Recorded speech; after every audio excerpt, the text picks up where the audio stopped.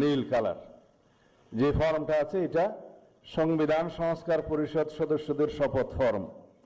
আমরা কেউ সংবিধান সংস্কার পরিষদের সদস্য হিসেবে নির্বাচিত হইনি। তাহলে বিএনপি সরকার গঠন করার পরে এর একটাও যদি বাস্তবায়ন না করে তাহলে আমরা কেমনে বিএনপিকে ধরবো বলেন? উনি বলেছেন শীঘ্রই জুলাই সনদ বাস্তবায়ন হবে।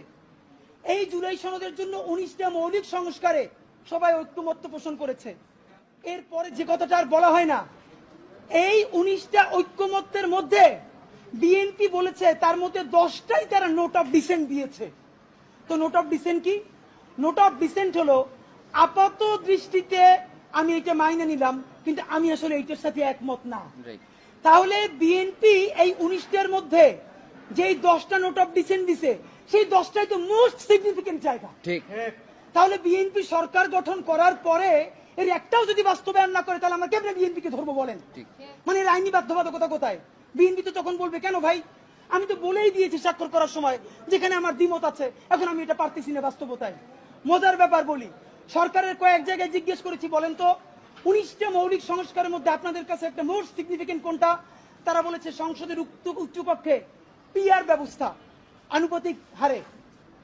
এবং আপনাদেরকে জানাই রাখি সংসদের উচ্চকক্ষে যে পিআর, বিএনপি এখানে নোট অফ ডিসেন্ট দিয়েছে। যে সংসদের উচ্চকক্ষে বিএনপি যে নোট অফ ডিসেন্ট দিয়েছে এটাও যদি সে বাস্তবায়ন না করে তাহলে আমরা, মানে আপনি ভাবেন আমরা কি কারণে, ঠিক কোন কারণে আমরা এখন এই কথাগুলোকে বিশ্বাস করব? রাজনৈতিক দলগুলোকে তারা ইন্টারিম থাকা অবস্থায় আমাদের চোখের সামনে 47কে নাই করে দিল, পিলখানাকে নাই করে দিল, শাপলাকে নাই করে দিল, নিরাপদ সড়ক আন্দোলনকে নাই করে দিল, বিচারিক হত্যাকাণ্ডের কথা তারা বললো না। যেই তারা ক্ষমতার মসনদ পেয়ে যাবে এই কথা বলার পর যে আমরা আবার জেলে যাব না তার প্রমাণ কি আপনাদেরকে বলবো?